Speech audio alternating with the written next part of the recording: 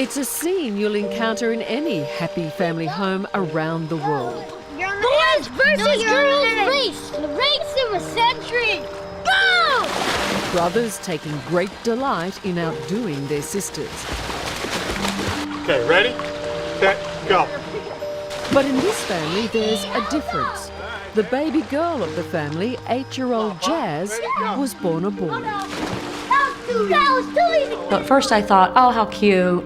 You know, he wants to play with a doll. Who cares? You know, we're really open-minded. But when it continued on month after month and like became year after year and it became stronger, I knew, you know, this wasn't a phase. It's getting more intense. Happy birthday! When Jazz's parents, Scott and Renee, had their 4th child, very early they were bewildered by the way their new son was behaving.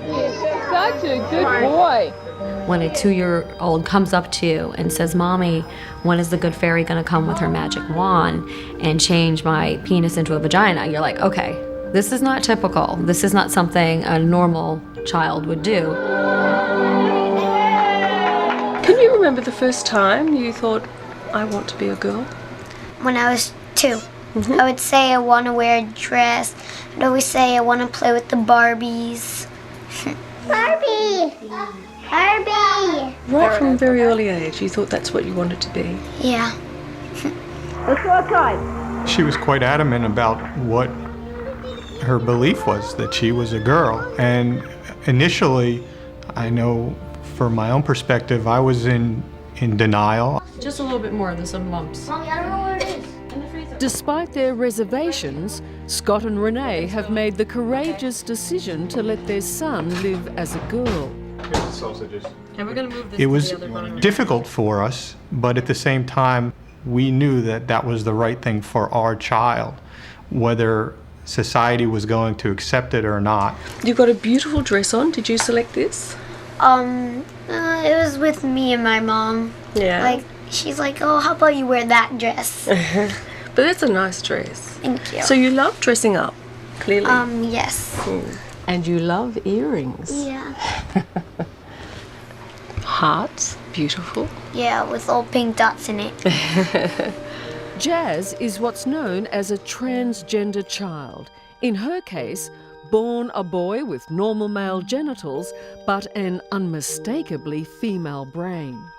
Do you know that you're a special girl? Yes. And why is that?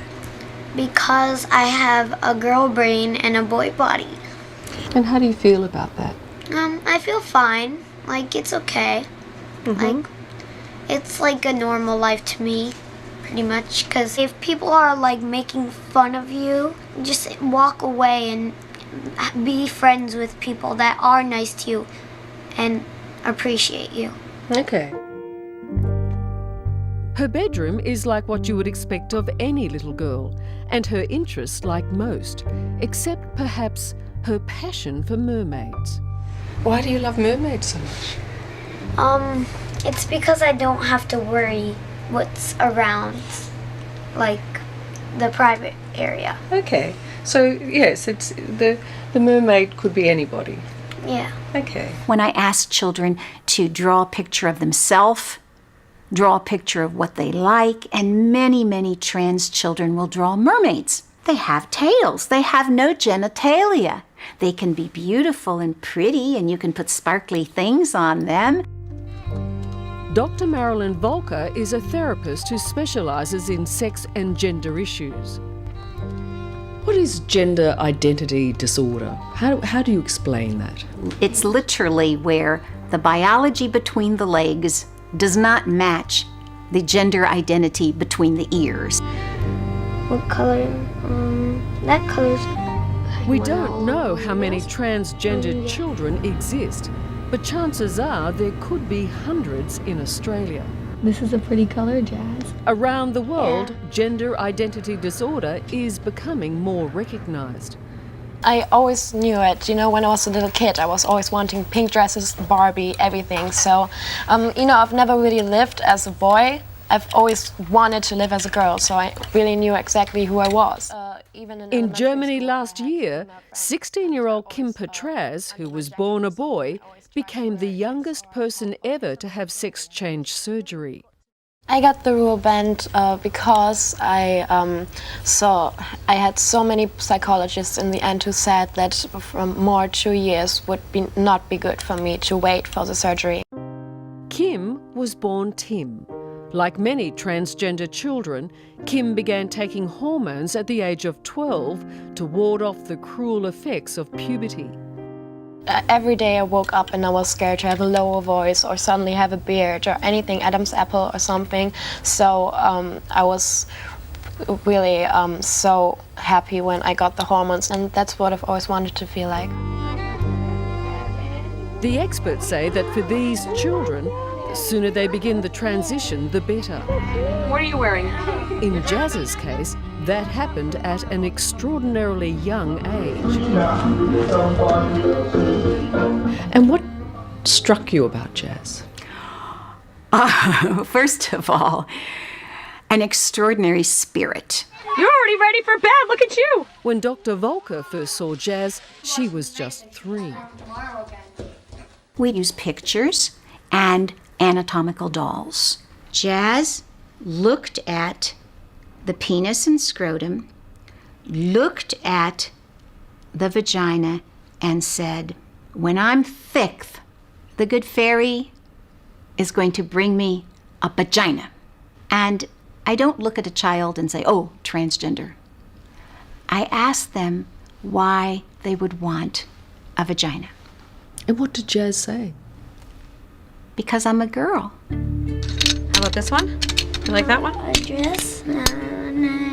At 3, Jazz was probably the youngest ever child to be diagnosed as transgender. And you don't mind that you have the girl brain and the boy body? Yeah, I don't care. I still live the life like a girl. It's not any different. What do you like about being a girl? It's fun. You get to do makeovers. How about this one? Yeah. There must have been a point at where you were resisting almost, trying to change what Jazz was doing. Yeah, and I thought if it is a passing phase, it will pass. Scott was a little bit more resistant. He was, at first, was not as cool about it. Well, I guess that most dads would probably find this difficult. Yeah, it was difficult. I wanted to try and have Jazz do more things that were intuitively boy. You gonna make a nice nose for me, honey? He does wonderful noses. Do you remember what it was like when you were a little boy at all? I remember that no one knew that I had a girl brain. I remember that I was not happy with the clothes I had to wear and with short hair. And your first hairstyle. You look so handsome. And when I was 2, when I was a little boy, I remember my parents changed my overalls to a little dress. Do you remember how you felt when you were allowed to wear a dress? I was very happy, right now. Yeah. At first, Jazz's preschool wouldn't let her dress as a girl. At one dance recital, she wasn't allowed to wear a tutu like the rest of the girls and was heartbroken. Put your tongue in. For her parents, it was a turning point. Do you recall the day that you as parents had to sit down and say, okay, our boy from this day on is going to be a girl? By the time she was in her last year of preschool, it became very obvious that we weren't going to be able to keep this under the rug much longer. Happy birthday! It was the 5th birthday party where she was allowed to wear a girl bathing suit, and we had, 60, 70 kids here, and they all saw her, who was known as him at the time, in this girl bathing suit. It was really her coming out where she said to the world, I'm a girl. Come on, Jazz. My daddy, my only daddy. From those early years, Jazz was never happy unless she was treated as a girl. You want your ears pierced? Yeah. Who needs a drink? Me. What would you like? And her twin brothers and older sister are very accepting and understanding that they now have a sister. All right, can you give me some? I'm happy that she's a girl because that's what she wants to be. Are you protective of Jazz? Yes, definitely. Because I've seen movies where people like her have been in like very bad situations and they've been like hurt, and I don't want that to happen to her. And if they were to, if somebody said something unkind to Jazz, what would you say? I tell them just don't talk about that stuff, and it's hers to know about, not theirs, because they want to live their own life just like everybody else does. And they're the same kind of people as you are. They live the same kind of life. Unless you make it hard on them. For a transgender child and their families, life throws up some serious and complicated issues. Jazz has not yet had hormone treatment or gender reassignment surgery. Those decisions are all ahead of her. She's got a rough road ahead of her, there's no doubt. And, you know, I know there's a lot of pain around the corner, and puberty is still looming out there. And she's still little, which is great, but I know, you know, eventually her body will betray her. Yeah, we've tried to build as much self-esteem as possible going into those future years where we know it could be difficult. What do you think you'd like to be when you grow up? A soccer player, an actor, singer, and dancer. I like to draw too, so maybe an artist. A lot of things. Hold this one for me. I think that was giving you purple today. These are loving and courageous parents doing what they believe is best for their child in a country that is still deeply conservative at heart. I get some terrible emails. People that basically say that I am the worst parent, I am evil, I should be killed, my child should be killed. Type of parent am I, and your kid's a freak. And we feel like if by allowing you into our home, into our lives, and essentially the world into our lives, and seeing Jazz in her environment doing the things that she does on a daily basis, it'll open people's hearts and understanding, and it could make the world a better place. We want a touchdown where? We want a touchdown over there. Smile. It is a complicated and difficult issue, but for Jazz, it's very simple. What is your message to other children who might feel trapped in the wrong body? I would say don't be afraid. Just go tell their parents and then you'll be happy.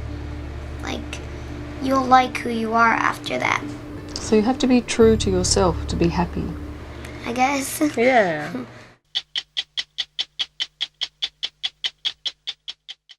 Hello, I'm Liz Hayes. Thanks for watching. To keep up with the latest from 60 Minutes Australia, make sure you subscribe to our channel. You can also download the 9 Now app for full episodes and other exclusive 60 Minutes content.